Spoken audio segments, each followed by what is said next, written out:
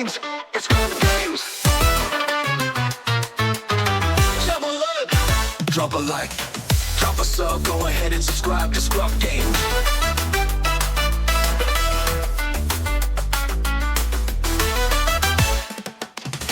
Drop a like, drop a sub, go ahead and subscribe to ScrubGames. How's it going, Scrub Gamers? Welcome back to another video here at ScrubGames, and today we have our next installment of my Understand How to Build series, where we go over all the leaders in a given set to help you understand how to build them to suit you and your playstyle. Now, we started on the aggression leaders, and we've covered Phasma, so that means there's only one ever Villainy one left, and that's Major Vonreg. So if you're interested in this character and actually know who he is, then feel free to stay tuned. And also, don't forget, you can always like, comment, and subscribe to help out the channel, because we're still on our way to 2,000 subs. And also, by clicking that notification bell, you can get alerts to when the videos do drop, so you can watch them there and then, or at a later time that suits you best. So, without further ado, let's get into it and help you understand how to build Major Vonreg. So, let's start with the leader, as Star Wars is a leader-based game, and you can't really play without one, because they're going to be what you're basically going to build your deck around, because some are very generic, some are not, and some focus on a certain kind of way to play. So for Major Vonreg, he is the Villainy leader from aggression. So he's got the red and black aspect, and he is the one that showcases the new kind of deploy, where you can deploy either as a leader in the ground arena or as an upgrade on a vehicle unit, and then give it a boost. So he comes down at the same time as like Sabine, so one of the earliest kind of deploys at 4 resources, which is early as turn 3. And he can come down either as a 2/5 in the ground arena, just like how Sabine does, or equip himself as an upgrade on a friendly vehicle, giving it a free boost and an effect as well. So when he does deploy as an upgrade on a vehicle, he makes makes that unit a leader unit, and also gives the unit on attack effect, which is to give another unit in that same arena +1 power for that phase. So you can kind of boost them up. And then that effect is also the same as what he has on his leader side, where his effect is an action, so you need to tap him as well as the cost. And you get to play a vehicle from your hand, and if you do, you give another unit +1 power for this phase. So you play a unit as normal, at least a vehicle unit, as normal like you would normally do, but you're also now giving another unit, hopefully on board, an extra 1 power, so it's a little bit stronger, which is cool. He also is a first order and pilot as well, that's the traits he's got, so a nice little bit of boost from first order with some of the new stuff in this set, and also the pilot trait because he's a pilot. So that's basically it. When he comes in the ground arena, he comes down with no effects. He's just a 2/5 beat stick. Well, not really a beat stick because he's not that big. But then the thing is, with 5 health, he is susceptible to takedown, just like how Sabine is and stuff. So as the leader, he's essentially in a very aggressive one because he deploys very early, and especially on an upgrade on a vehicle as well, can give that a big boost. It depends if you want to get that 2 damage in or want to boost up a vehicle you've got, and just incorporates and shows off the new mechanics in the new set quite well. And like how we've had from set 2 onwards, every leader has a showcase, and this is Vonreg's, and it actually does look pretty good. The thing is, for me, I don't really know who this character is. I don't remember seeing him in the sequel films, and I don't really read the comics and stuff, or if there is comics for him. So I've no idea who this character is, so if you can let him in the comments, that'd be fantastic. But, so like, based on that, I don't really know if the which showcase is better, but otherwise I do like the original one, and this one does look nice. But then that's the thing with showcases, is that they're alternative arts to make your deck a little bit more shinier with a more harder to get art. And art is always subjective, so it depends on your own opinion. So if you like it, it's fair enough. If you don't like it, it's fair enough. It just depends on your opinion, because you're the one who's going to be eventually using it if you do. So that is all covered by the leader, so hopefully that's helped you understand kind of what the leader wants to do, and is a little bit more generic. It has a kind of focus on vehicles because of the fact that it wants you to play out a vehicle to give a boost, and when he's deployed, you're then giving something in the same arena a boost when it attacks, which is cool. Well, as long as you're an upgrade, so it's a bit vehicle focused, so you can want to go for more of those, maybe a bit space focused, or even ground vehicles and stuff like that. But now what we're going to do is get some basic information, because I like to make sure this this kind of series is tailored to all levels of gameplay. So it's not just to the veterans who like know how to play the game, know all like the ins and outs of the game and stuff like that. But to anybody who's brand new, might be watching this video because they want to learn how to play Vonreg, say like Vonreg, or like how he plays, I want to cover that to make sure everybody on every level is covered.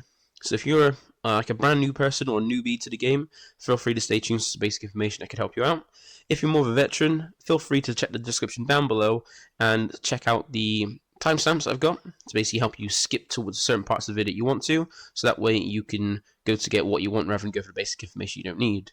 And they're all noted for ease of reference, so you should be easily able to go and skip to where you need to go. So without further ado, let's get into the basic information to help you out with all of those new players. So the first bit of information we're going to get that's quite basic is about bases, because just like a leader, they're the main thing you need for playing this game. Because like how leaders are what you're going to build your deck around, bases are the way to determine how you win or lose the game. Because the only way to play this game, or only way to win this game, is to do damage to your opponent's base, but equal to the number of amount of health on the base. So if you're playing a 30 health base, if you take 30 damage, that is game, you have lost. If your opponent has a 30 health base and you deal 30 damage to them, that is game, you have won. Now there is healing in between you can do with some aspects, but that's how you basically, the only way you can win the game. You can't really deck out anything there, but if you do deck out, you start taking damage equal to, well, 3 times the number of cards you can't draw. So given that you draw 2 cards a turn, you can potentially take 3 damage, 6 damage whenever you can't draw cards for the turn. Now also there are 2 types of bases. There are rare bases, which have varying levels of health, and to accompany that varying level of health, they have effects as well to kind of compensate or impact you negatively, depending on if it's higher or lower. And then the 30 health bases are all the common bases, which are all basically the same and just different on a few little things. So let's go over and kind of check out what about these bases and what they are. So we got the rare bases first, because as a set 4, there are currently 12 bases. So we've had 3 sets out of the 4 give us a rare base in each aspect, and we got it skipped in set 2. So we got the set 1 ones being the top ones, and they're all 25 health. They also have an epic action, which is just like a deploy, is a effect you can use once a game, and you need to take up an action to do it. And these are all pretty nice ones. These ones we started off with to kind of give us a taste of what rare bases are. All the same health, so they're not varying, and they vary in levels of competitively viableness. Well, competitiveness, I think it would be a better word. Because we've had Energy Conversion Lab, or ECL as the green one's kind of nicknamed, being the best one we had for sets 1 and 2. And then, because it was just, well, it's just the best base at the time, because Ambush is amazing. But now it's pivot out to Target Town being the best one, given how the game has changed and evolved. Then, as I said, set 2 we didn't get any rare bases, and then set 3 we did get some more rare bases, which I have included in this kind of little screenshot. Mainly because, 1, they're not great for competitive play, and 2, there's not enough space to show all the bases on here. Otherwise, it's too small, you can't really see them really. But what I mean by they're not that great is because they're effects, because each one kind of has like a focus, like the set 1 ones all epic actions. The set 3 ones are all about your leader. So it's either when your leader deploys or your leader's on the board, it gains a boost. It could be a boost to health or power, or effect that triggers when you eventually do deploy it. And now, considering that there's the Twin Suns format, which allows you to have 2 leaders and a base, you can get double the use out of that. So they're more designed for that kind of formats where you can deploy 2 leaders and get better benefits from it. And whereas in normal competitive format, you only get 1 leader, 1 deploy. So you're going to get 1 use of it, and the health on the bases and the effects aren't really worth it, depending in niche cases. And in set 4, we got another lot of rare bases, and we got the first ones that had more health than normal. Because we've got the Colossus and Data Vault both being more health at 35 and 33, and then we got the other 2 being negative health at 27 both each. And now these effects, because like I said, there's a theme for each one. This set's kind of theme is all about opening hands and deck size. So we got 2 that basically give you an increased or decreased deck size depending on if it's higher or lower. So with Data Vault being more health, it makes you have to have 10 more cards in your deck. So instead of a minimum of 50, of a minimum of 60. Now that could be good or bad depending on how you see it. And then Thermal Oscillator is one that for less life gives you less cards in decks. It's got a minimum of 45 instead of 50. So increased consistency where decreased consistency, and it depends on how you feel. If you feel like 10 more cards is worth the free health, or 45 cards minimum is a great way to have consistency and worth the free less health. Now for the other 2, they impact your opening hand, and like I said, and like we've seen for the examples of the other 2, and the increase in health gives a more detrimental effect, whereas the lower health gives a more positive effect. So Colossus, having 5 more health, impacts you by having you start off with 1 less card in your hand. And that could be bad. 1 less card might seem not that great, but it could impact you, but it depends how you feel about it. And then Bat Village, this is one cuts off you having a mulligan, so it prevents you from having a mulligan, but the benefit is you get to open with 9 cards in your hand instead of 6. Now you might be thinking that is amazing. 9 cards, that's way better. Allows me to have more cards to start off with, but you don't get to keep those hands. It just allows you to have more consistency. Whereas instead of seeing 12 cards over 2 hands, so 2 hands of 6 each, you get to see 1 hand and 9 to have a more consistent way of opening with a turn 1 play, or if you're a combo deck, opening with the combo or having the combo pieces found a little bit easier. Because as soon as the first action phase starts, you then have to put 3 cards from your hand on the bottom of your deck in order you choose. So you don't get to keep those 3 extra cards, but it does allow you to make your opening hand more consistent. So those are the rare bases. Now if you feel like any of those rare bases aren't really worth going for when it comes to building your deck, you can always go for the vanilla bases or common bases. And I say vanilla bases because that's usually a term referred to for something that doesn't have an effect. And vanilla bases or common bases are basically just fairy health bases. They only differ in aspect, name, location, and art. And since so far in set 4, there isn't any benefit to having a certain base or name, well, a certain name on the base or location. Essentially, when you go for these bases, you just pick the aspect you want for a base, then you pick whatever your favorite art is in that aspect. Now, these are my favorite arts at the moment for the game, because you've got the top ones being the new Hyperspace foil versions of some of the older bases that come in the new Twin Suns deck boxes from Gamejavic, and then you got the bottom ones being my preferred arts from the new bases in the new set. So those are the bases, and now we're going to get to the next bit of information, and that is about these aspects that you've seen so much. So with the aspects, these are the 6 aspects you have in the game. You have the 4 color aspects, which you can find on all leaders and bases, and on most cards. And then you have the other 2 being the Villainy and Heroism traits. These are the ones that are quite unique in the fact that they're not only on their own cards like the rest of the aspects, but they also can be joined alongside the other 4 aspects on cards, like how a leader has one of the bottom 2 plus one of the other color ones as well. Now each one does have a certain style of play. Like for example, for Villainy, it features all the antagonists of the Star Wars universe, and basically provides you with a lot of controlling and destructive effects. Whereas the Heroism trait aspect, this offers you a lot of all the protagonists of the Star Wars universe, as well as very rebellious and supportive effects. So those are basically what those 2 do. Now we're going to go over and basically kind of see what kind of playstyle the other 4 have, because certain people have certain ways to play, and we're going to see if any of these appeal to you, so you can have that choice when it comes to choosing an aspect to go with Vonreg. So for the first one we got is Vigilance. This is blue, and this is very defensive color or aspect. It is essentially the controlling one, because it offers you a lot of ways to heal your base or units, to be able to protect your base from using things like protect yourself using things like shields or sentinels, and also offers removal as well in effects or events. Now if you like a very controlling or patient gameplay or game style, then Vigilance could be a perfect one for you to choose and try out. Next one we have is Command, and this is the ramp aspect, because any game that has resource management normally has a way to ramp to increase the amount of resources or you have, like energy and things like that, so that way you can play out more things quicker or bigger things quicker. And Command is that for Star Wars. It's the ramp one, so it offers a lot of ways to kind of increase your resources, and it also allows you to play out lots of things quicker or play out some bigger things sooner, so you can overwhelm your opponent. So if that's something you like, ramping up and also overwhelm your opponent with a huge board or big things, then Command could be a perfect one for you to try. And then we have Aggression, and luckily if you do like this one that I'm going to go over, then good thing that Vonreg had is it equipped to him. And Aggression, just like the name suggests, is a very aggressive one. And it's aggressive through just pushing out damage, because it likes to just throw out damage willy-nilly across bases and also units, and even comes with a new form in indirect damage, which is not just limited to aggression, but other things do have it, but it is a damage focus kind of aspect. And so, if you like a very aggressive playstyle like play aggro, then Aggression could be a perfect one for you to try out end games quickly and just win at all costs. And that brings us to the last one, being Cunning. So this is the Jack of all trades one, because it has an option for almost everything, and it usually gives you some way to kind of disrupt your opponent with some form of play for anything they might have. So if you like to have answers for anything and be able to basically play in any way possible, then Cunning could be a perfect one for you to try out and go ahead and try.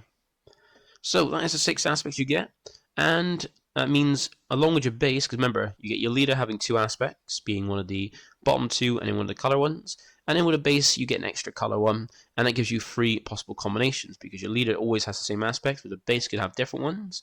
And that gives you these 4 different aspect combos. So for a blue base, you get access to red and blue. With a green base, you get access to red and green. With red, you lose access to all and never whole color, but you get access to the double aspect cards, which we'll see in a bit. And then for yellow, you get access to red yellow. So we're going to go into what the benefits of these aspect combinations is in a little bit. But first, we need to go over and understand the last bit of the aspects, and that is the aspect penalty. And the thing with this is that when you build in your deck, you can put anything in your deck. You can put absolutely anything in your deck, whatever you want. But when it comes to actually playing the card, that's where the asset penalty comes into effect. Now, what the basic asset penalty is essentially if you were to play a card and the aspects on the card don't match what's on your leader and or base, you have to pay an extra 2 on top of that card's cost to cover the aspects that don't match. So here I like to improve on the series, so I've made a handy dandy guide. So if you do learn by listening, you can just listen to me go over it. If you learn by seeing, you can just see from the visual here. And if you like trying, you can always just basically get the information here and then try it out for yourself. I like to make sure we cover all different ways of people learning. So for this example, I've got a base and leader combination. So that is Vonreg with a yellow base, giving us access to Villainy, Aggression, or Yellow, or as the colors are black, red, and yellow. And we're going to go over basically when the penalty will come in. So, first example in the top box, if the card you play is a card that has both or all aspects matching what's on your leader and or base, then you have to pay 0 additional cost to play it for its normal cost. So, shown with this example, we've got on the top box. Now, if you want to play a card where one of the aspects on the card do not match what's on your leader and or base, you have to pay an additional 2, so that's shown in the second box in the middle one there. And, for example, if a card costs 2 and one of the aspects didn't match, that's an extra 2 on top, meaning it now costs 4, so that's double the cost of the card, which is a little bit more expensive. Also do note here that each aspect provides one of itself, so if you were to play a double red card, you get the red covered by Vonreg, but because you don't have a red on your base, because you've got the yellow base here, an example, you'd have to pay an extra 2 to cover that second red aspect, because aspects only cover one of themselves. And then for the last kind of example, if you were played a card that had 2 aspects on and both of those aspects do not match what's in your leader and or base, you then have to pay an additional cost of 4, because remember it's 2 for each one, on top of that card. So once again, for example, if a card costs 2, it would now cost 6 because the extra 4 on top, meaning it costs triple the amount of the original cost, and that's a huge difference. So hopefully that's helped you understand about the aspect penalty, but do also remember that while the aspect penalty does make the card a bit more expensive, sometimes it's worth it, because you sometimes get cards that are just that strong that you want to play out of aspect because it's just that beneficial for what it does. And the best example of that is the double aspect events from set 1. These were 4 cost events that had 4 effects, and you can use any 2 of them among them in any order you choose. And you can go ahead and play that in any deck if you wanted to, but people will usually play it outside of double aspect because they want to go double aspect for it. So they pay an extra 2 on top to play it, and it's sometimes worth it because of what the effect does. Paying 6 for it instead of 4 is worth it because of what it does. So that is all the aspects. Now we're going to cover one last bit of information, and that is ratios. So with the ratios, we have examples here of when you would want a free 2 or 1 copies of a card, because in every card game, you can have a certain amount of copies of a card, and in this game, you have 3 copies as the maximum amount. Now, there is sometimes a point when you might want to have all 3 copies, maybe just 2, or maybe just the sole 1 copy, and we're going to help you understand when you would want that many of a card. So, first we're going over 3 copies of a card, and this is the ratio to help you maximize the likelihood the desired card will be in your hand when needed. And examples are being cards you want to play on the first turn of the game, or cards you want to see multiples over the whole course of the game. And I did try to make examples more detailed to the leader, but sometimes it was quite difficult, given that sometimes they're very generic options the best, or sometimes they weren't a good option for it. So I've just gone with generic ones to make it a little bit easier for every single leader. So my example for 3 copies is Resupply, because it's a ramp card. Remember, if you're playing green, you're playing ramp. And it's the one that can play played in both sides of the game, in both Heroism and Villainy, because it doesn't have those traits on. It's just a green card, and it's a free cost, meaning you can play it as early as turn 2. So that means from turn 2 onwards, you can play this, ramp up, and just increase your resources. Very easy to play, and it's something you might want to put all 3 copies in, so you can see it as early as turn 2 that you start using. Next, we have 2 copies of a card, and this is usually a ratio for cards that aren't great to draw early in the game, but you still want to go through multiple copies over the course of the game. And examples are big boss cards or high costing cards.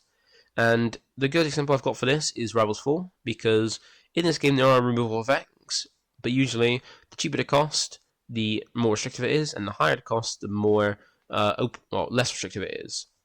And sometimes you do get cards that just don't hit leaders, so to say hit a non-leader unit and maybe describe what kind of thing it can hit.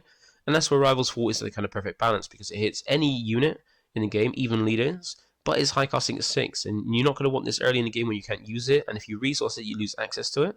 But if you keep it in your hand, you're restricting the amount of options you have because you're holding on to this.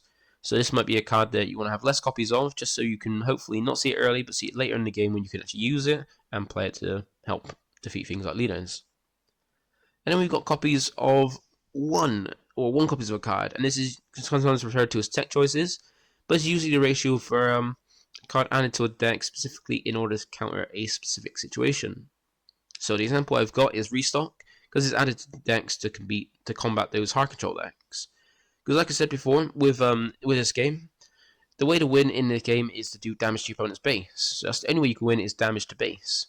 So hard control decks will just focus on controlling the game and not worry about doing damage, because they'll leave it to at the end of the game, near the end of the game, when you start decking out and can't draw anymore, you'll start taking damage equal to the cards you can't draw times 3. So 3 damage for 1 card, 6 for 2, and they'll use that damage to kind of win the game. But Restock is a nice card that allows you to put 4 cards from your discard pile in the bottom of your deck in random order, and because of how the kind of processing works, you can choose Restock as one of those cards, so you can put itself back so you can loop it over and over again to prevent that deck out damage. The opponent has then, if they're playing hard control, now has to find a different way to win the game without relying on the deck out damage. So hopefully that's helped you understand the ratios, and now we're going to go into the different aspects to see what the benefits are of them. So first off, we're going to start with the double aspect, because this is the one where you're essentially restricting yourself from having a whole different aspect just to have access to these 10 cards, because in the first 3 sets of the game, we got 3 double aspect cards in each set, and in set 4, we've only had 1, so that gives us 10 cards in total. And now the thing is, with double aspect, is you're sacrificing the whole other aspect that could benefit the leader to have access to these cards, and you need to kind of see if it's worth it. And for Vonreg, the thing with him is, he's all about really vehicles, isn't he? Because his effect when in the area wants you to play out a vehicle to boost something else that's on board, and he only gets an effect when deployed when he's attached to a vehicle as an upgrade, which then provides you the benefit of boosting things up whenever you swing. So the thing with this is, what benefits do you have here? Because from looking at it straight away, there's only one vehicle, and that is the Relentless Fire Spray. So is that going to be worth it? We're just going to quickly go through the cards to see if it's worth it now. Because for the first set, we had Soul Guerrera, Rallying Cry, and Aggression. Now, Aggression is a very good one, probably the best one out of these ones, because it's one of those ones that offers you 4 effects, and you can use any 2 of them and resolve how you want. Now, its effects are drawing a card, defeating upgrades, readying a unit for 3 or less power, or dealing 4 damage to units. So it's got the kind of thing with Aggression with damaging. Also, upgrade removal, which is really nice, which is really useful for this new set, with all the pilots and stuff like that. And you can also draw a card as the minimum great card effects on it. Now for the other 2, Soul Guerrera, not a vehicle, so you're not going to get the benefit with Vonreg, and even then his effect is not worth his stats because he's very fragile and easy enough to take out. And the only effects really decks that have a lot of events which unless you're hard control, you're not having a ton of events. And then Rallying Cry, it requires you to have a big board, but then if you don't have a big board, then you're not going to get a benefit of giving everything ready to, and plus you've got to use an action to use this card, and then be able to attack with each unit which could be disrupted, and you might not get the full best benefit out of it. And then for set 2, we had Bo-Katan Increase, Wild Rancor, and Chaos of War. Now these ones, probably Chaos of War gives the benefit because it's more like aggressive to doing damage to base, equal to the number of cards in hand. So if your opponent has a lot of cards in hand, they're going to take a lot of damage. If they have not many, they're not going to take much damage. But it's a way to kind of do that additional damage to base to kind of win. And the other 2, they're not vehicles, but they're not the best. Like Bo-Katan is pretty good for its stats to its cost, and has effects where you control cards depending on how many bases have 15 damage on them or more. So the more damage on a base, the more she has to draw a card. But then once again, she's a vehicle, but is a decent turn 1 play you can have for this deck. And Wild Rancor, not really beneficial because it's going to do damage to everything in the ground arena. It's not a vehicle, it has decent stats, but then it's not worth it when you've got Relentless Fire Spray, which you'd rather play instead. And then for the set 3 ones, we had Mr. Bones, Twice the Pride, and Limited Power. Now, Mr. Bones, pretty decent. He's not a vehicle though, but I think you can play as early as turn 1. But the only problem is its effect on it is requiring you to have no cards in hand. You don't really want to have that. You want to keep having things to play and not rely on a handler strategy, which is more for Kylo's kind of view. Then Twice the Prize is a pretty good upgrade. Gives an extra 4 boost to the unit for 2, but you take 2 damage to the unit, so it could be a way to good kind of finish off a game, push that last bit of damage for a huge swing, and even then, like say if you put on Rena's Fire Spray, could be a way to just make it so it just hits really, really hard. And then Unlimited Power. Now this isn't a great card. It does a lot of damage. It costs 6 though. And it does a lot of damage. It does about 10 damage over 4 units, but it can't stack on more than 1 unit. It's got to do it to 4 individual units. It can't do any damage to the same unit twice at least. So not very good. And Rena's Fire Spray is a pretty nice one. High costing 6, but a 4/6 that when it attacks, it restands. You can only use it once around. But this could be a nice way to kind of fish off game, but you don't get to use it same turn you play it, because there isn't, as far as I'm aware, any way to give it ambush in double red. So you're normally going to be playing this out for 6, not attacking with it, maybe upgrading Vonreg with it, but then having to wait to next turn to be able to attack, and then potentially attack twice. And in that time, it could be dealt with. So double aspect for Vonreg might not be the best choice, but you can always give it a try. But there's not too much that kind of makes it worthy, but there's a lot of good stuff in just normal red. We're going to go over that now to see what Vonreg brings to the table. So, for what Vonreg actually provides you, he provides you with the aggression, villainy side of aggression, and just aggression cards. So some good examples you've got for cards in his actually aspects is like here we've got the villainy side. So we've got some very good vehicles you can put out early as turn 1 and turn 2 and stuff like that. So you've got like your Special Forces TIE Fighter, Kylo's TIE Silencer for turn 1, being when you can play an earliest turn 1 to have out, pretty decent units. And then you got Vonreg's own actual space unit, being Vonreg's TIE Interceptor, be a nice one that once you equip him up to it to make it a 3/3 boost, it gets the full benefits of having Overwhelm and Raid 1, as well as being then a 6/7 leader unit, which is pretty cool. You got some other nice space units like IG-11, IG-2000, being able to do some damage across the board, and also Ruthless Raider being a very nice one, pinging damage as well.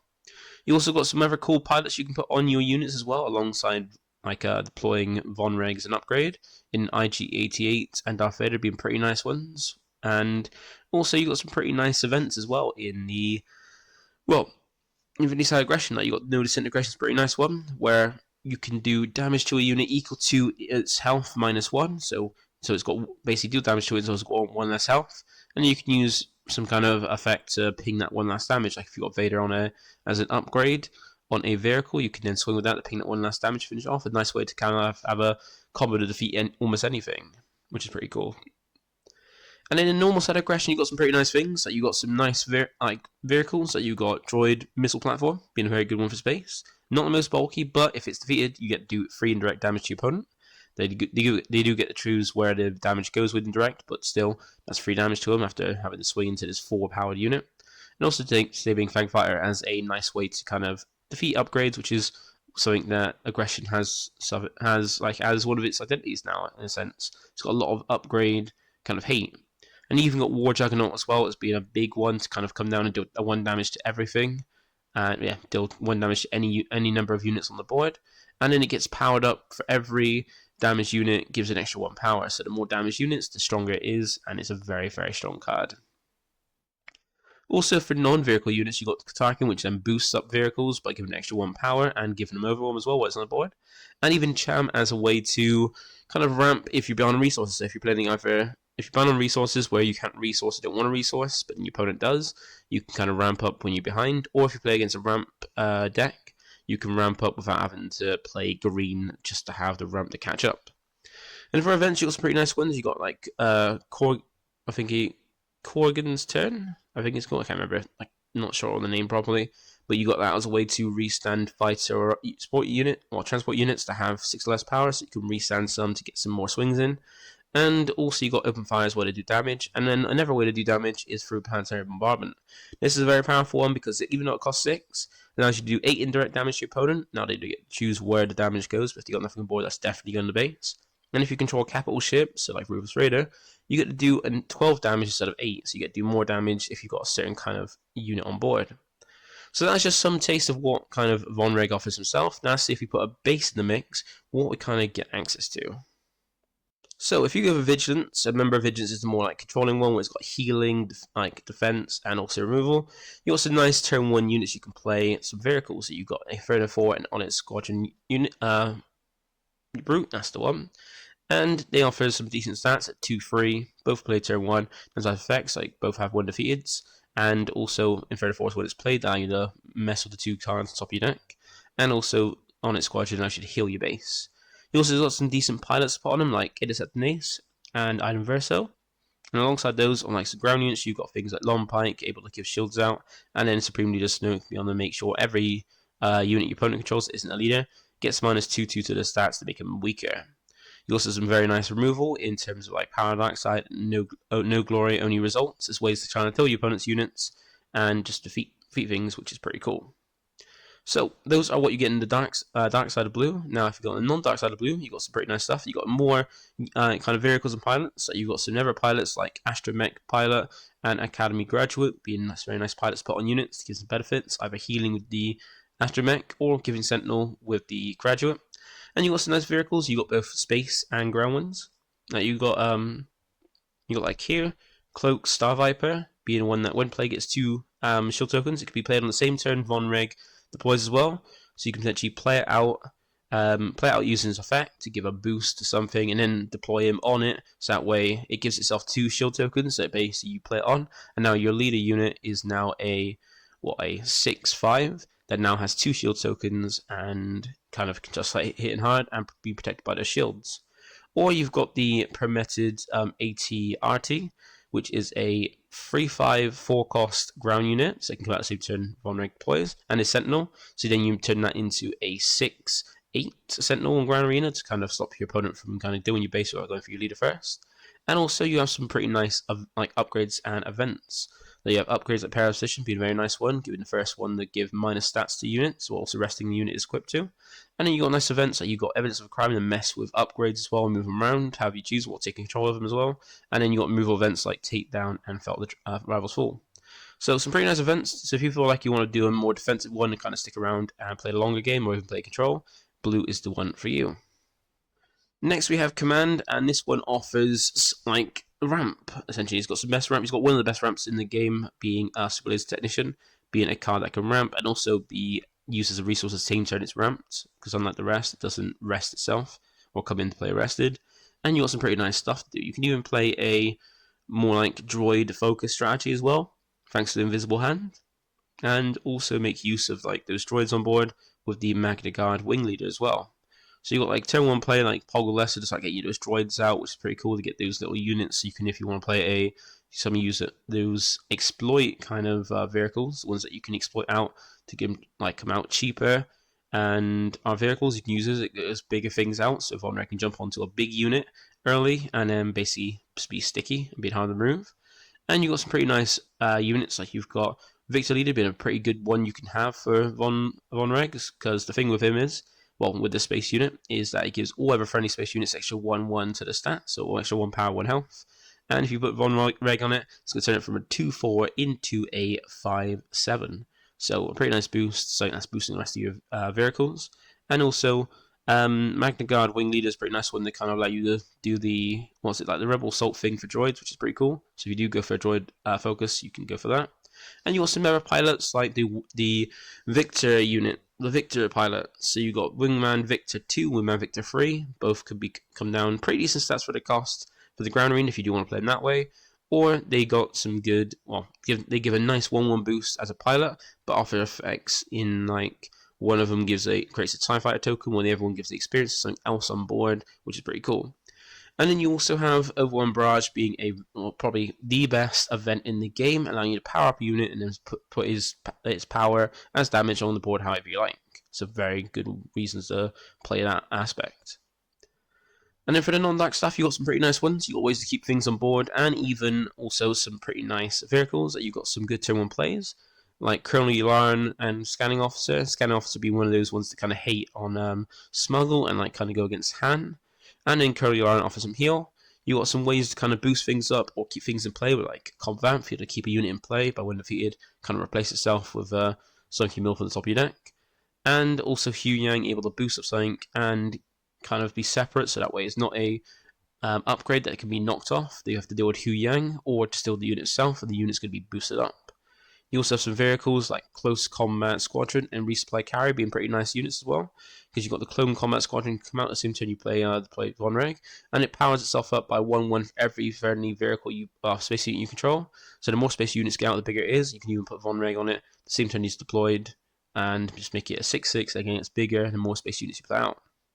And then Resupply Carrier is never ramp unit that you can play, and it's a vehicle as well. Speaking of ramp, you also got resupply, and also you got eject. So if you do a focus on, if you do a focus on pilots, or just go against a deck that's got pilots, you can use eject to kind of knock pilots off of a unit. So either knock them off your opponent's unit, so then in the ground arena you draw a card and then not powered up a unit that you kind of I'm trouble dealing with. Or if you put a pilot on a unit and it's about to die or it's close to dying, you can always eject it off.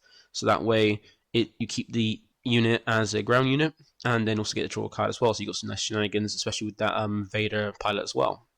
So that's commands. If you like ramp or like just overpowering your opponent with big things and stuff like that, then command could be a good one for you.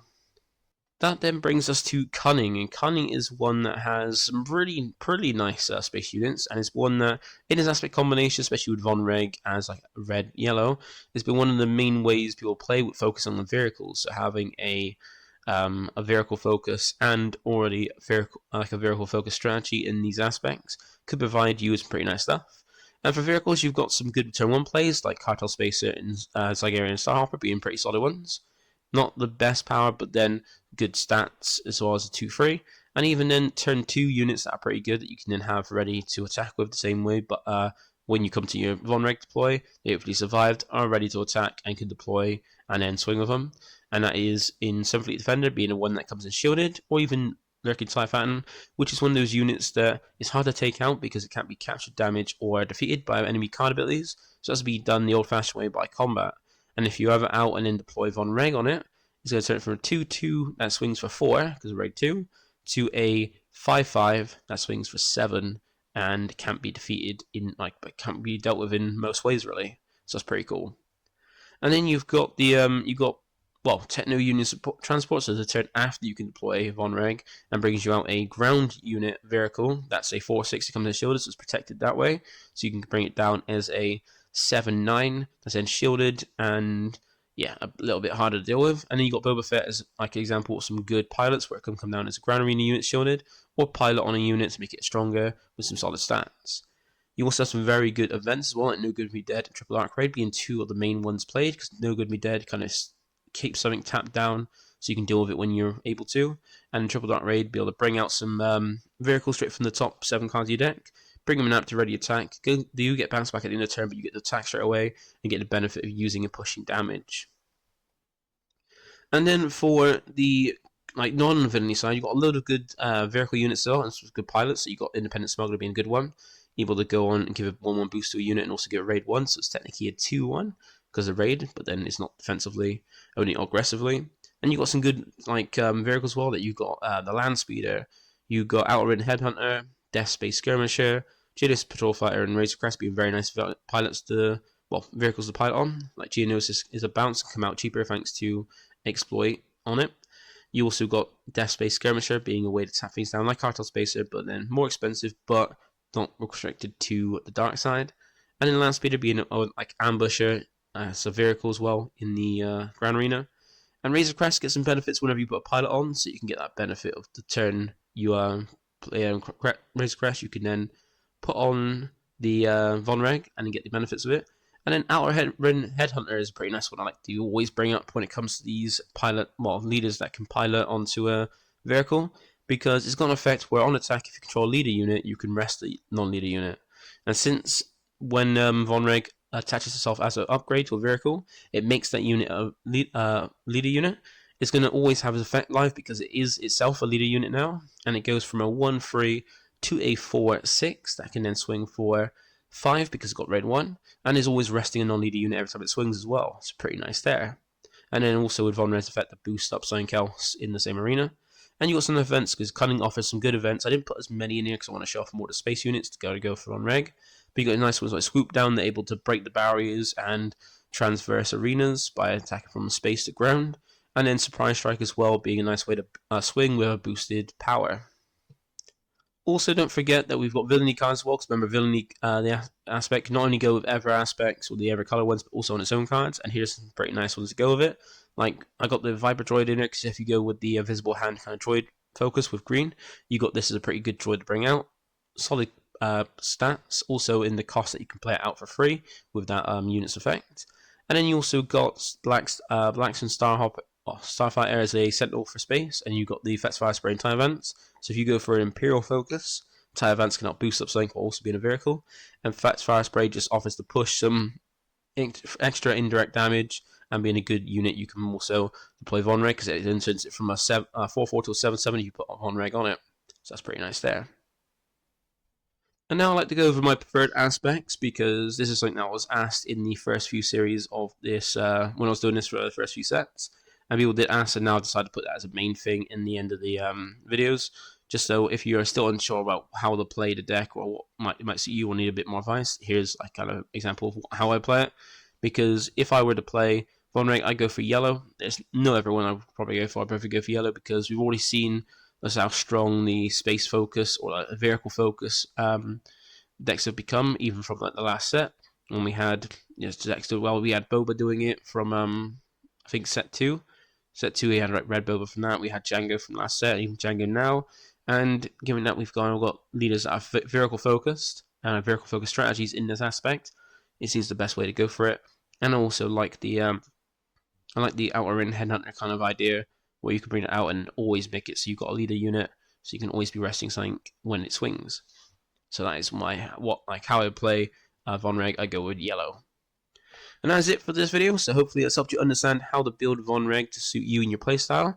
And that is it for the villain leaders. So we're still going with the aggression leaders this set, well, this week. And we'll then now go over to the 2 heroic ones. So we're going to go over the next one, being, I think it's Poe Dameron, I think, next. No, it's Luke. So next one we're going to go over tomorrow is Luke Skywalker, and after that we'll end it on Friday with Poe Dameron. So if you're interested, check it out. Do remember to like, comment, subscribe, and I'll catch you in the next one. Bye for now.